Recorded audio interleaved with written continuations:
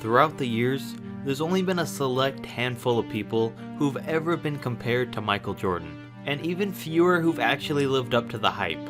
But there was one player in particular who had everything it would have taken to truly be the next Michael Jordan. He had the skill, the talent, and the natural ability of an NBA great. Len Bias had it all. When he was young, he was always the last one picked in pickup games, and there weren't many signs that he'd develop into the player that he'd later become.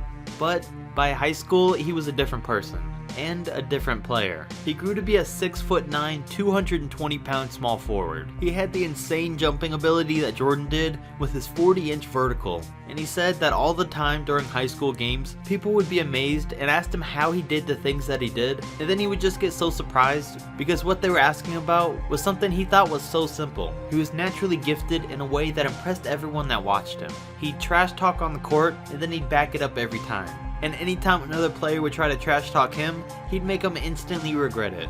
And when he got to the University of Maryland, he had a slow start, but he'd soon develop into a star. By his senior season, he was a highlight machine. A Celtics scout said he was the closest thing to Michael Jordan to come out in a long time. He's not as good as Mike yet, but he's an explosive and exciting player just like him. Another scouting report compared him to Michael Jordan too, and said he didn't drive to the basket as well, but he's bigger with a better jump shot. He averaged 23 points and 7 rebounds as a senior, and could have definitely went first overall, but instead went second to the reigning champion Boston Celtics in the 1986 NBA draft, joining Larry Bird, Kevin McHale, and Robert Parrish. And to be honest, a lot of people back in the day thought Len was going to be the guy to take over the Celtics after Bird retired. Len Bias said, "It feels good to be a Celtic." That was until 2 days later when he was found dead in his hotel room from a cocaine overdose. He was always said to have been a great kid that was never in any trouble, and his family thought he'd be the last one to ever get into drugs. Players and coaches that knew him in high school said that he never used to do drugs, but he did hang around some people that were known users. In high school, Bias told his coach, "People know I'm not using, so what's the problem?" His coach said, "I guess the main lesson is that it only takes once. When it comes time for right or wrong, there's no timeout, it's not a basketball game." And that's what happened. It only took one time for it to all be over for Len Bias. 1 month before the NBA draft, Len passed drug tests and physicals for 3 NBA teams, and there was said to have been no problems with him and that he was in excellent physical shape.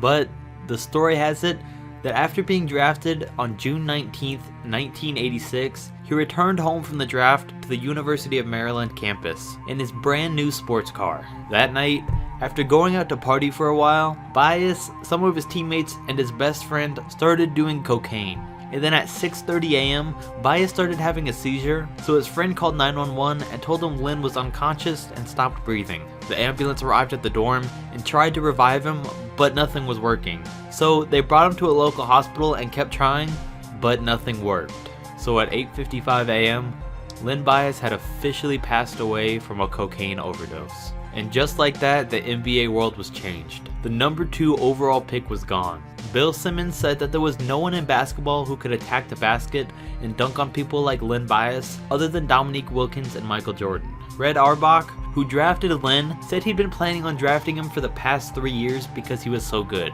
But he told Len to finish school first before entering the draft.